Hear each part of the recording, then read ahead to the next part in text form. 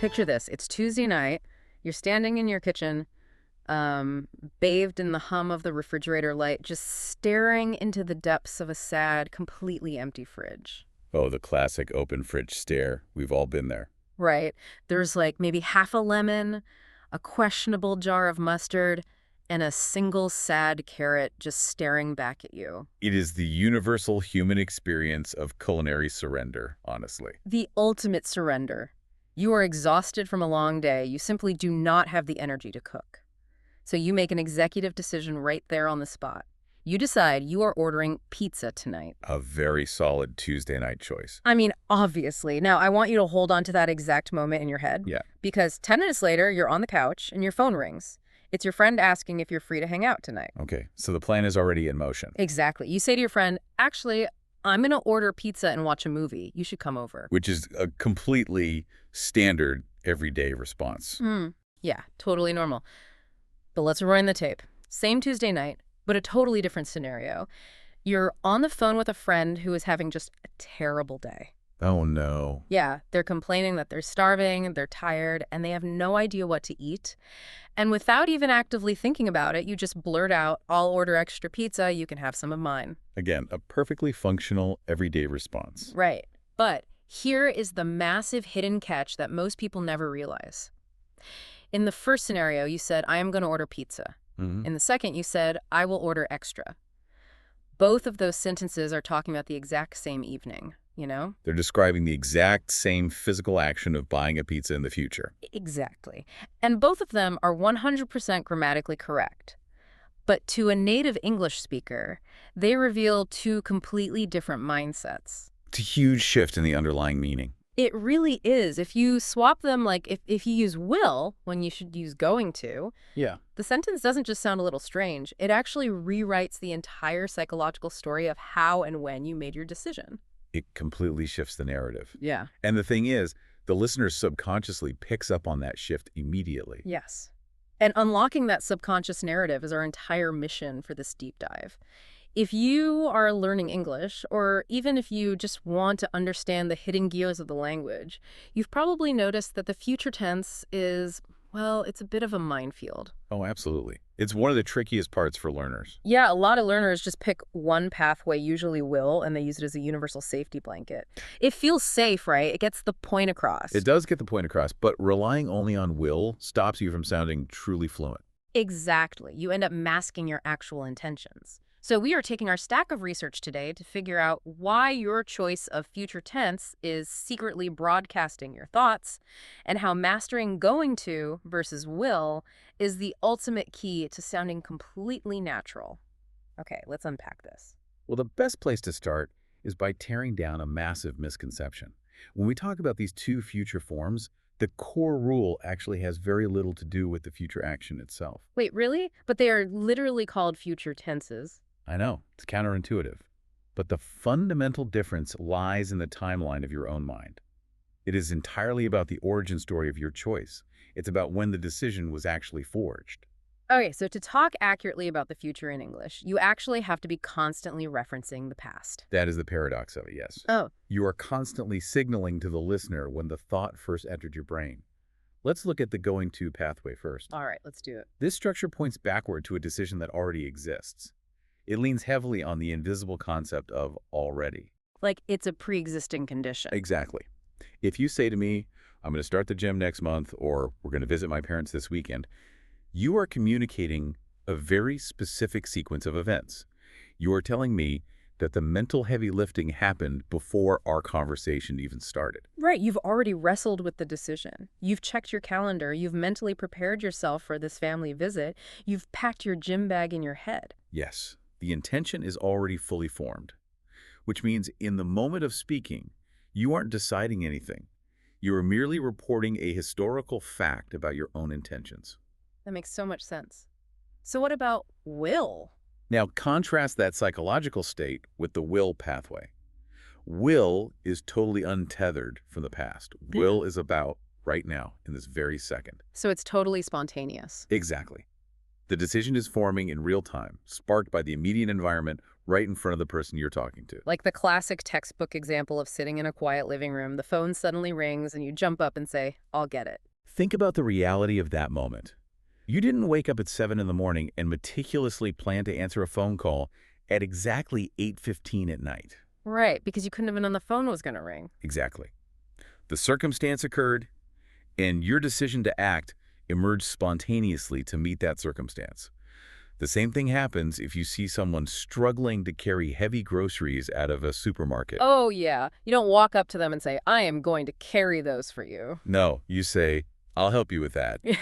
There was no blueprint, Mm. just a spontaneous burst of action. I love thinking about this as like two lanes on a highway. Both of these lanes are traveling forward toward the exact same destination, which is the future action. But you are merging onto this highway from two totally different on-ramps. That's a great way to visualize it. Yeah.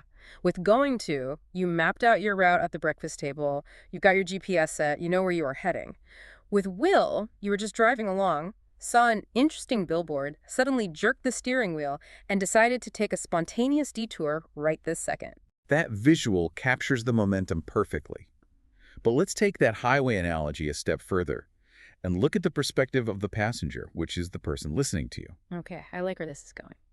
If they expect you to have a map, but you suddenly jerk the wheel, it creates a very specific kind of tension. Which is exactly where I want to push back on this a little bit, because I know a lot of people learning English use will for literally everything. Oh, absolutely. It's the default setting for so many. Right. They say things like, I will visit my parents this weekend, or I will move to London next year, when they have clearly been planning this move for 6 months. They have the visa, they bought the flights. Right, the plan is entirely locked in. So if they use will for a pre-existing, meticulously mapped out plan, are they technically lying to the listener about when they made the decision? Well, lying implies a deliberate deception, which isn't really what's happening. The listener usually has enough contextual clues to piece together the reality of the situation. But it must feel weird to listen to. It does. It creates a bizarre dissonance in the conversation. It sounds incredibly unnatural. When someone defaults to will for a major life event, it broadcasts the level of extreme impulsivity. Oh, wow. Yeah, to a native speaker's ear, it sounds as if you are forming massive, life-altering plans right there on the spot, based on absolutely nothing. Like you're just standing at a bus stop and suddenly go, what should I do with my life? I know, I will move to London. It just makes you sound chaotic. Exactly. It removes all the grounding and preparation from your statement. And, this has massive implications, especially in professional environments. Okay, tell me more about that. Imagine you are in a high-stakes meeting, and your boss asks about a critical quarterly report.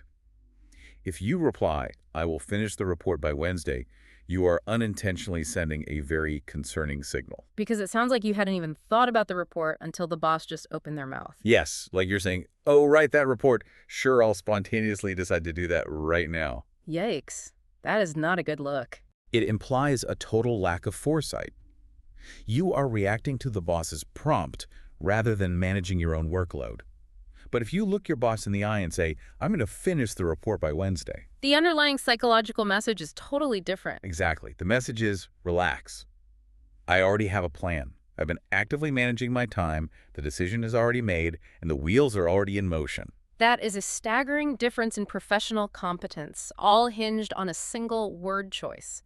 It's entirely about offering reassurance versus sounding reactive. Which is why mastering this is so powerful. All right, so that framework totally makes sense when we are talking about our own internal choices and actions. We control our plans, we control our spontaneous reactions.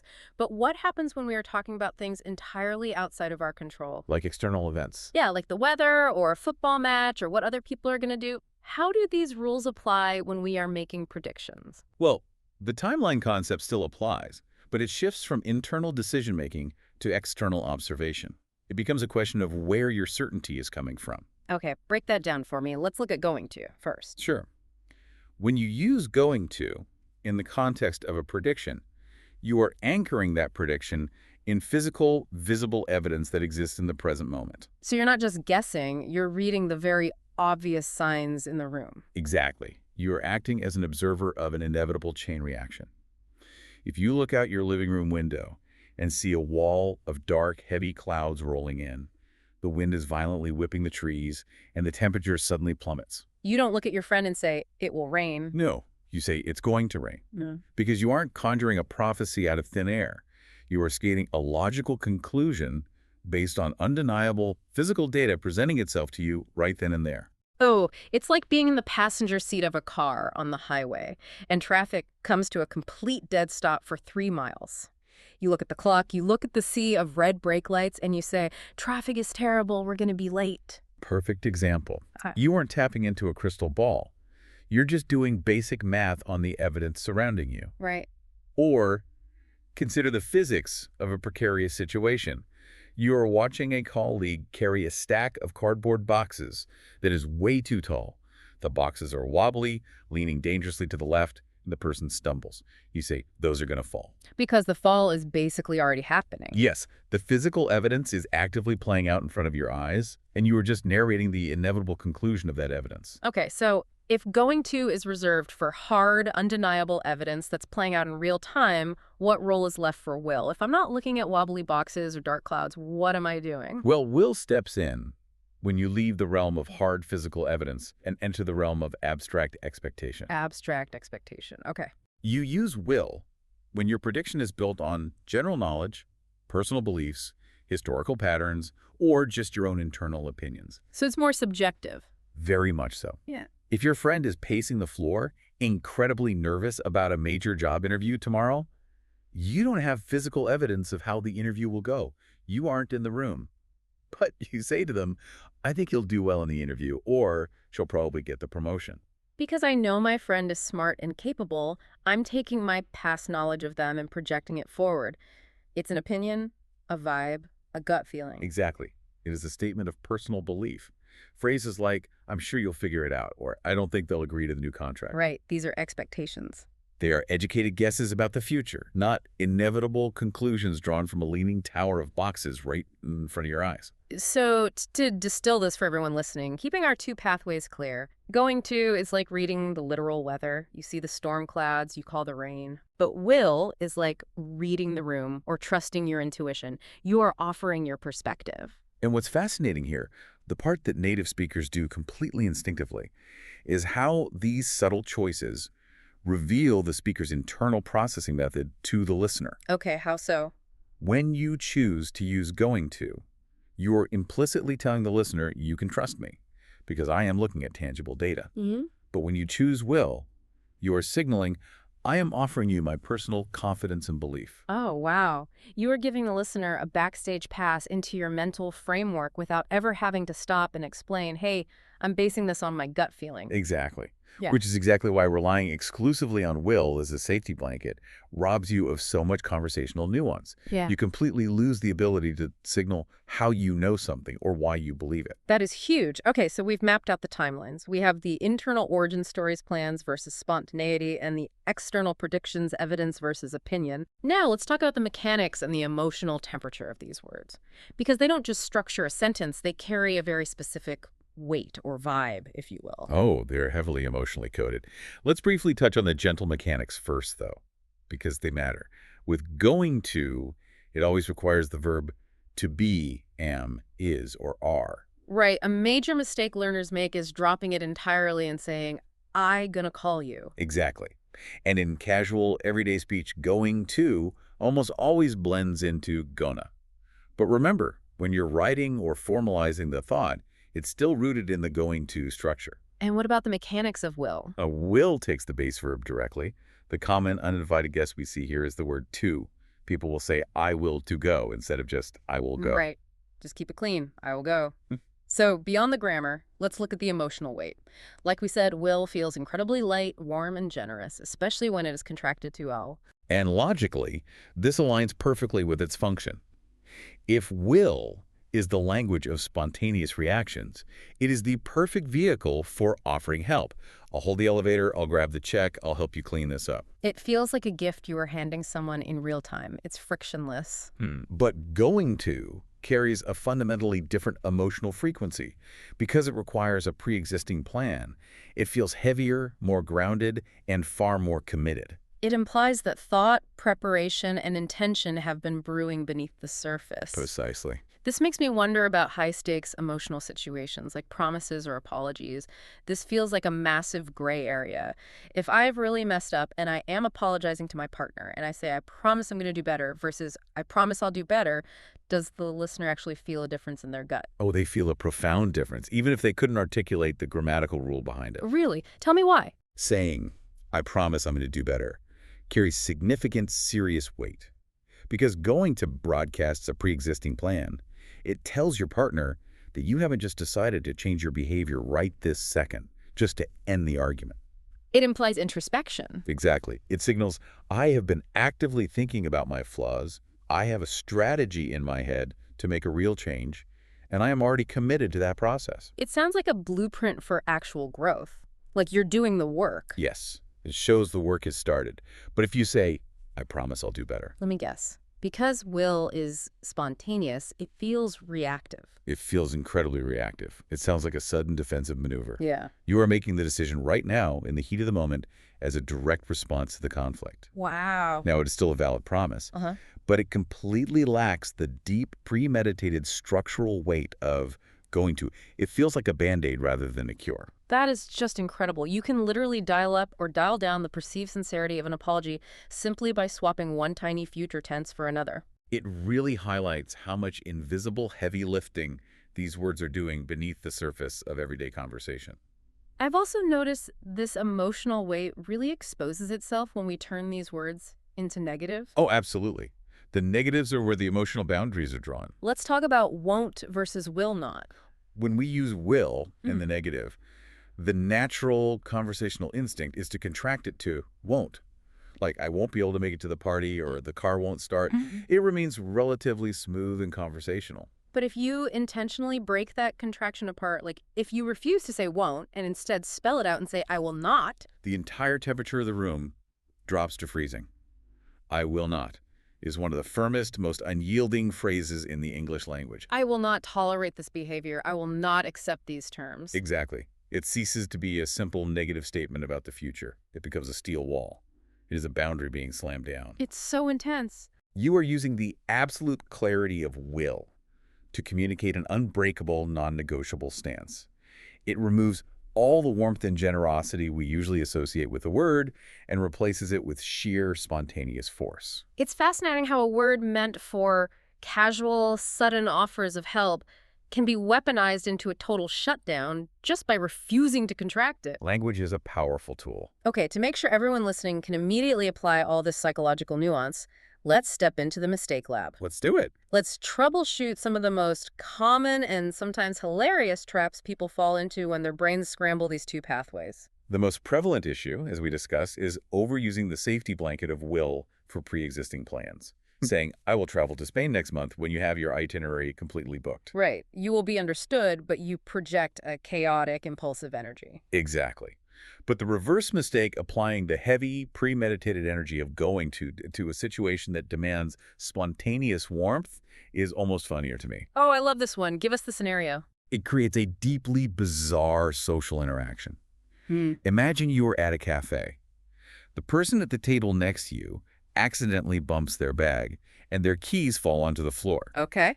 You look at them, you look down at the keys, and you say, I'm going to pick those up for you. Oh my gosh, it sounds so incredibly creepy. It really does. It sounds oddly deliberate, like it was a premeditated act. It gives off the vibe that you maliciously planned for them to drop the keys before they even walked into the cafe, just so you could execute your grand plan of picking them up. Exactly. It completely strips away the warmth and humanity of a natural offer. Yeah. You're responding to a sudden event in the moment, so you absolutely must use the language of the moment. I'll get those for you. Yeah, using going to in a spontaneous scenario makes you sound like a robot executing a pre-programmed directive. It really does. Here is where it gets really interesting and incredibly practical.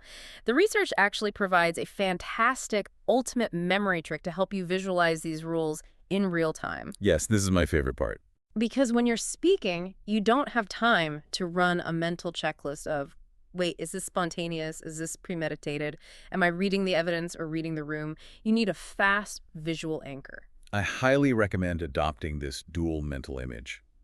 Whenever you are about to speak about the future, ask yourself which of these two specific images perfectly fits your current situation. Image number one is the packed suitcase. I love this one. Picture it.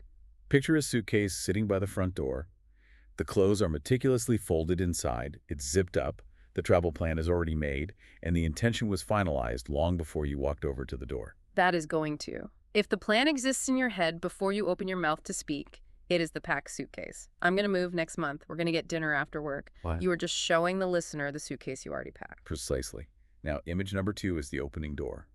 You are sitting quietly in a room, minding your own business, and suddenly a door swings open. Something entirely new happens right in front of you. Yes, a question is asked, an event occurs, a need arises, and you are actively stepping through that doorway to react to it in real time. And that is will. The phone rings, door opens. I'll get it. Your friend complains they are starving, door opens. I'll order extra pizza. A colleague drops their papers, door opens. I'll help you pick those up.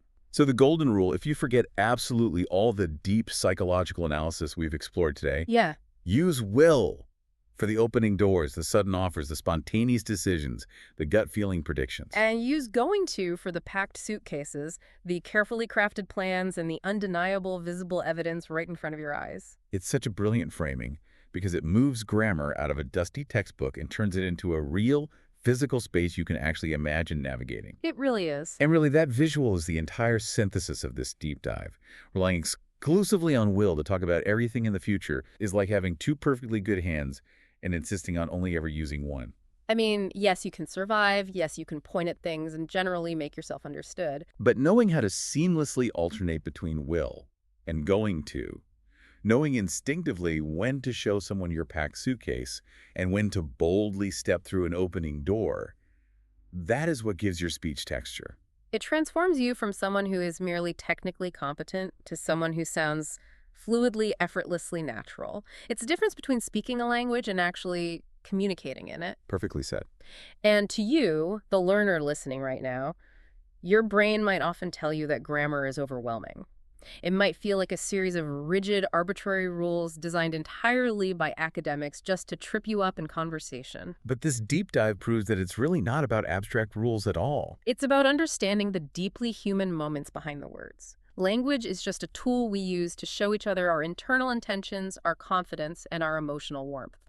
Before you speak, just take a single breath and ask yourself, is this a packed suitcase or an opening door? Once you start connecting the mechanics of the grammar to the psychological reality of the moment, you stop frantically translating in your head. Exactly. You stop worrying about being wrong and you start truly connecting with the person across from you. But before we wrap up, we're going to leave you with one final provocative thought to mull over today. Oh, I love this part. We've talked about how these words carry different emotional weights, how going to feels like a grounded plan, and will feels like a sudden, forceful burst of spontaneity. Think about Arnold Schwarzenegger's most famous, iconic movie line in The Terminator. Right. He didn't walk into that police station and say, I am going to be back. He said, I'll be back. That changes the entire character. Completely. Why did he use will?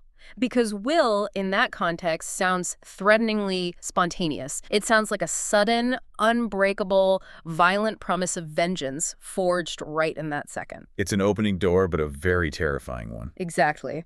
If he had used going to and said, I am going to be back, he wouldn't have sounded like an unstoppable cyborg. He would have just sounded like a polite guy reading off his daily itinerary. I'm going to run to the grocery store, and then I am going to be back. It totally ruins the magic. So ask yourself, what other famous movie quotes or political speeches or even lyrics to your favorite songs would completely change their entire emotional vibe if you just swapped the future tense? It is a totally different way to consume media. It's really a superpower hiding in plain sight. It really is. You'll never hear movie dialogue the same way again. So the next time you find yourself staring into that sad, empty fridge on a Tuesday night and your friend calls, you'll know exactly how to tell them about the pizza. You've got the packed suitcase ready. Go order that pizza.